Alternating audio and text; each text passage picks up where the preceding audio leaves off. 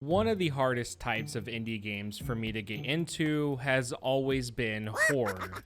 Ever since the rise of FNAF clones and low-effort made slops that have been dropping onto the Steam store for years, with them either being based around a childhood mascot or they wanted to pretend it's the 90s by slapping on an awful VHS filter to bring that immersion. That's not to say all indie horror games are bad, as we got the likes of Crow Country, that one incest game that my friend Dan hates, and I heard mouthwashing is cool. Please buy our figure of a character ODing and display it next to the one of a monster that symbolizes sexual trauma. It will really help make the girl you're trying to invite over think you're a cool dude. My biggest issue with indie horror is how stagnant everything feels, with most just being ear-bursting loud or so dark that you would think you were playing as Knuckles from Sonic Adventure. As someone who is affected by jump scares really badly, Jesus fucking Christ!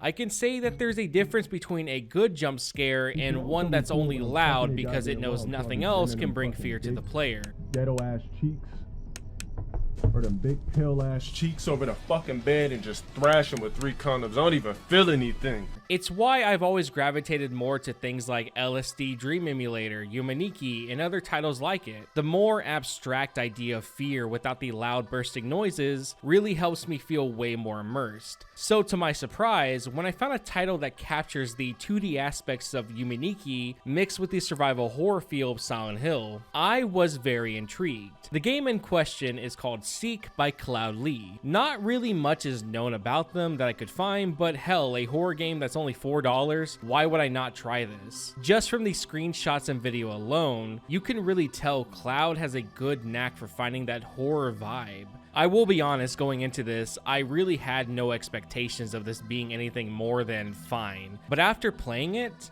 oh my god, this was really good. I've never seen a game nail interesting pixel art and the way a Silent Hill title plays as well as this did. So without further ado, why don't I talk about why you should play this and how Seek is my favorite horror indie game of 2025.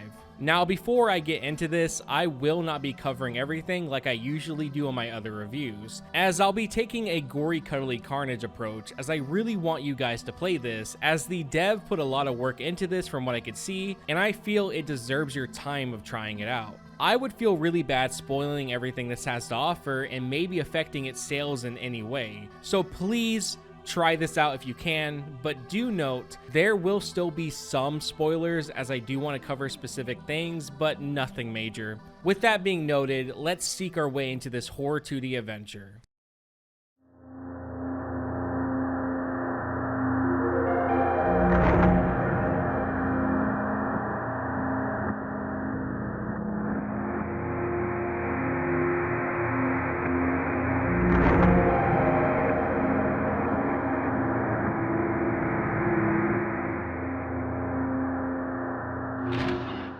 Seek opens up to a really beautiful title screen, with it being all white with a nice contrast coming from a purple flower that sits behind the title text, helping push it to the foreground so it doesn't blend into the cold void behind it. The nice piano with the picture really brings it all together for me. With Cloud noting on the Steam store page, the music is a huge focus of the whole aesthetic Seek wants to bring, as you will be walking through these dark dreaded halls with ambient noises of whatever lurks beyond, or faintly hearing these soft hits of a piano echoing off in the distance. It really brings a nice touch to everything, and I enjoy how Cloud will even use the songs as a way to guide the player towards a location or object, like with the great example being the save rooms. The only thing though is, if you have played any AAA horror related media in the past decade, this song should sound familiar. So when I first heard the save room music, I was taken aback, as I knew that I've seen the same song be used in something that I played before. And I did. It was Evil Within. Now, this isn't a knock to Seek or anything. I just really find it interesting if this was a coincidence, as not only did they use the same song, but it serves the same purpose with it being in the save room. If it's not that, then maybe they did know Evil Within existed and wanted to have a neat little reference to something they love. Overall, the use of music is always nice and fits the tone of the areas you're in. Mix that with the satisfying beeps and boops of your menu. It's like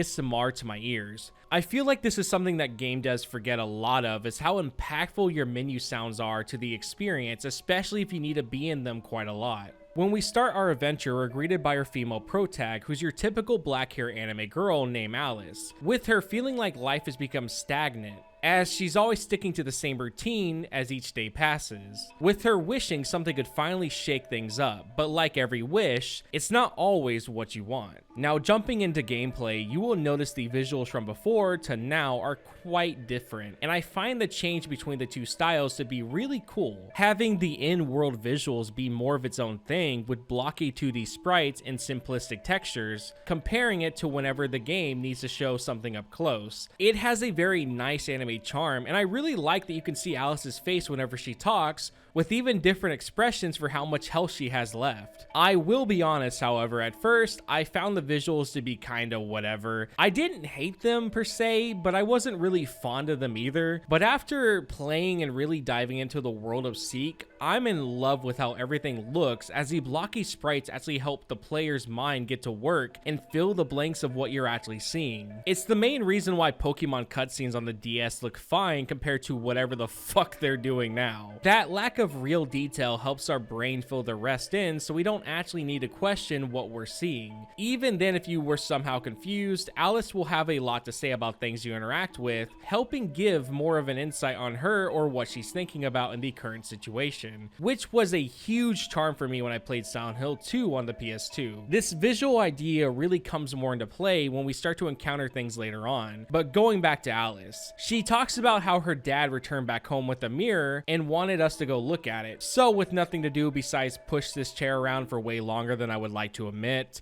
we explore our house to locate our parents.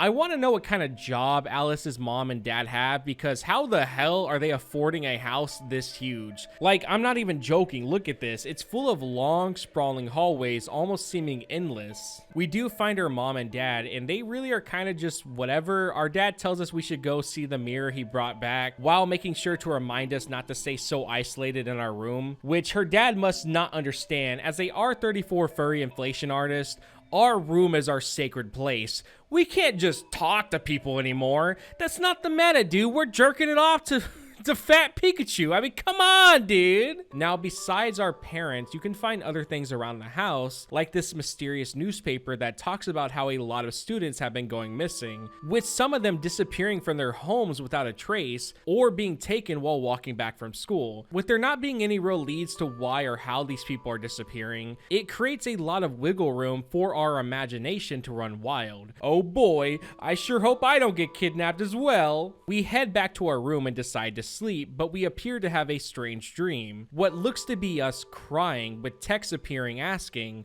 who the person crying is, but we soon awaken as Alice is lying on the floor. This is when we hear a faint sound from outside the door. Unsure what it could be, we do what every Scooby-Doo person does and head out to investigate. With it not even taking more than a second, we find bloody footprints leading us to the room where our dad's mirror was. But it seems to be missing, with a note left behind from our mom as she talks about how the key is broken, giving us our first real taste of Seek's puzzles, as we have to go find our house key and some glue to put it back together. Thankfully, this one is pretty easy to complete, but it's a nice way to show what's to come. We head to the front door and use our key to leave, just for a hole to appear on the ground. With nowhere else to go, Alice jumps down into the void below and wakes up in a bathroom, with a flashlight lighting the area for us. Now, if there's one thing Seek nails right, it's darkness. Say, fellas, did somebody mention the door to darkness?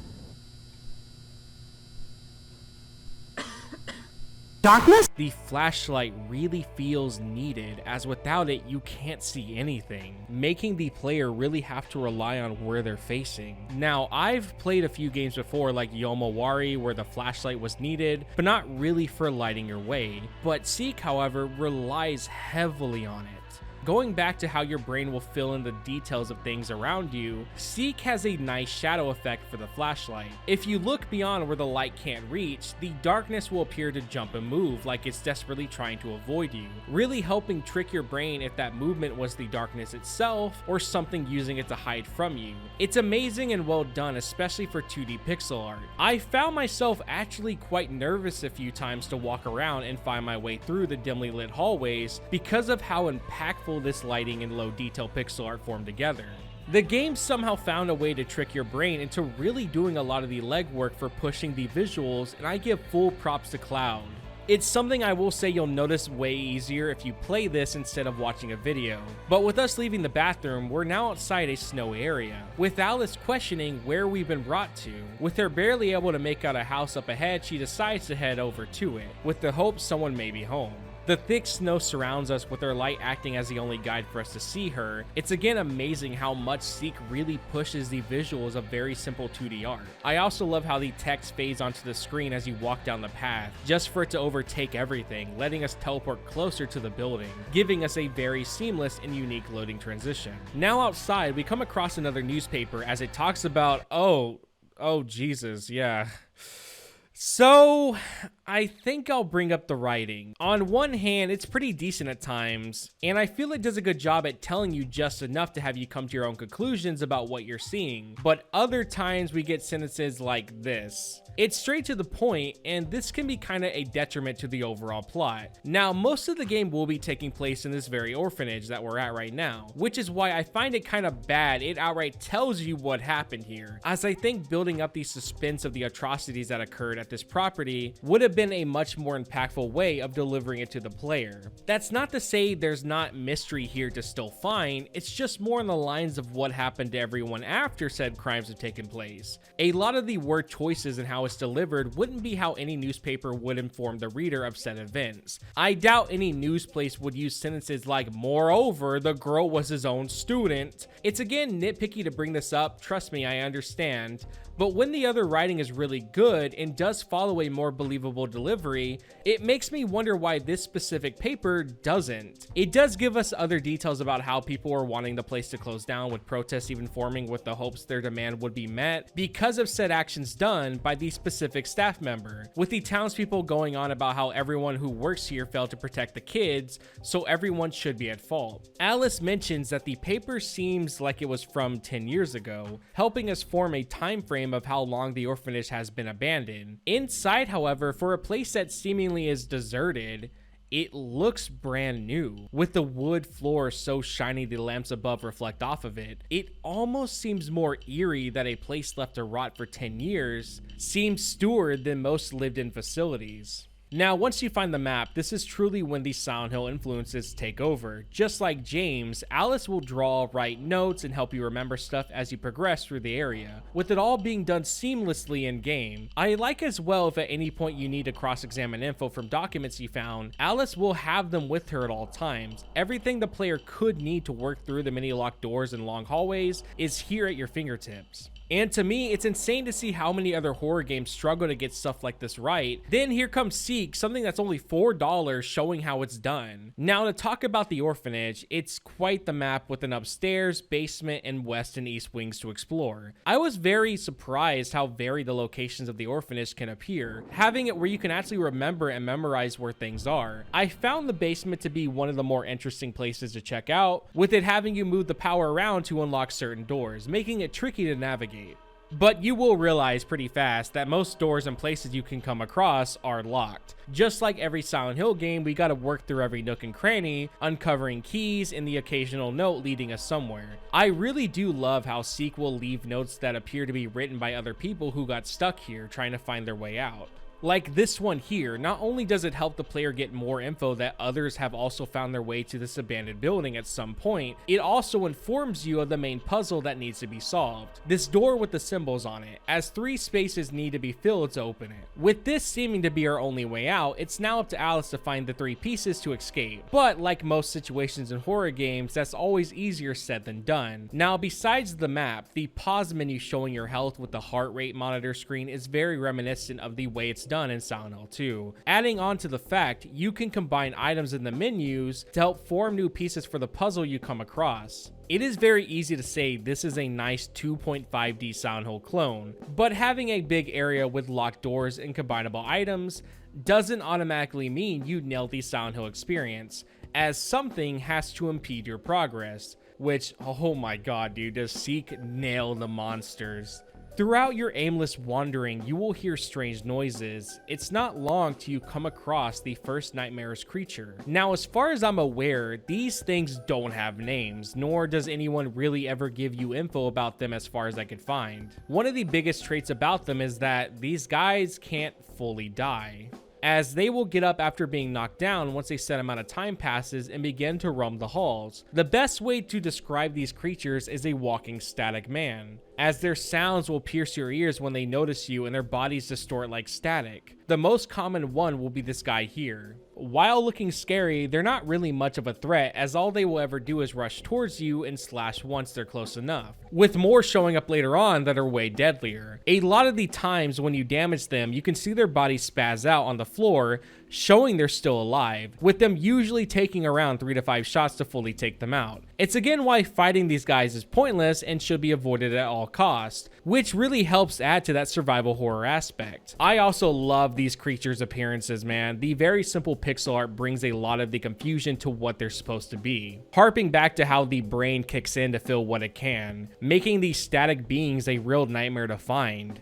The sound design for the monsters is amazing. Now, this may be a bit spoiler heavy, so just a quick warning, but I'll be talking about 2 later monsters you can come across, so skip to this section here to avoid it. With the first one being this cube creature with a face. I don't know what it is about the sound it makes, but it actually unnerves me. They're not even that hard to deal with, as you can defeat them like all the other creatures, but I hate even being around them. Something about this weird droning sound they do, then to see them looking like this, it's almost the same feeling I get from hearing things about skinwalkers, how they can shapeshift and mimic a voice that isn't theirs.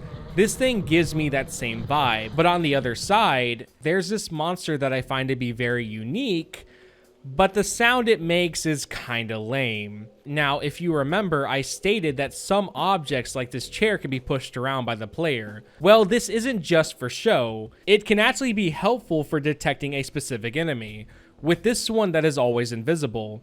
You can shoot out randomly trying to find it, but when ammo is scarce, this isn't the best idea. So instead, you can line yourself up with anything that can be pushed, or you can even take said object with you to an area that you know these guys are in, which will cause the monster to start moving it when it touches it and allows you to know its location. This is such a cool idea, as it requires you to use the environment to fight against it, but the sound it makes is a crying baby that is pitch shift down. I guess to some this would be scary, but it actually breaks my immersion so much. This could just be a me thing, I'm willing to accept that, but I think the reason why the other 2 monster sounds are so good is because my brain can't tell what they're supposed to be. But this, dude, I can instantly tell it's a baby. It's as immersion breaking as that time I played Hell Knight, and I heard like 3 stock screams back to back. Again, I don't hate the monsters, and I think this one is also well designed gameplay wise.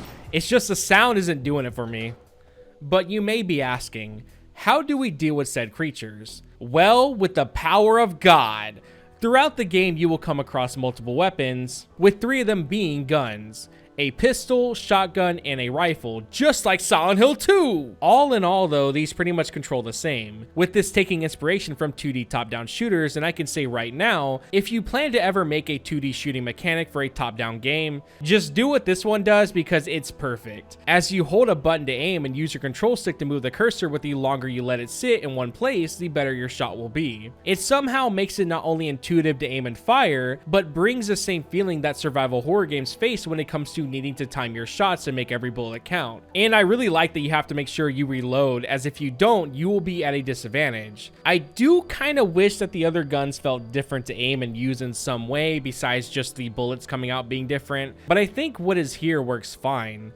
The other method of weapons are things like knives, with these not only being used for close range to save on ammo, but even for puzzle solving. With the best example being this one where you need to cut these wires. I somehow expected the wire cutters I found to work, but no, just attacking with your knife does the trick. It's all of this combined with the puzzles and environment that really creates such a unsettling place to explore. With the puzzles getting harder and more areas open as you unlock doors for shortcuts, it starts to really feel rewarding as you put each piece into the middle door. All in all, I really find Seek to be such a breath of fresh air for the 2D indie horror genre, even though I can clearly see what this game is inspired by. But I feel the dev knew how to make it come across as its own thing, so even if it is inspired by Silent Hill, I never really felt like I should just play Silent Hill instead. Now, I do wish I could cover more of this and really go into the nitty gritty, but I really want people to actually support Cloud and show their love this game deserves. And they even have another title coming out that takes place in the same universe, and the jump in sprite quality is actually insane. I will be sure to pick this up as soon as it releases.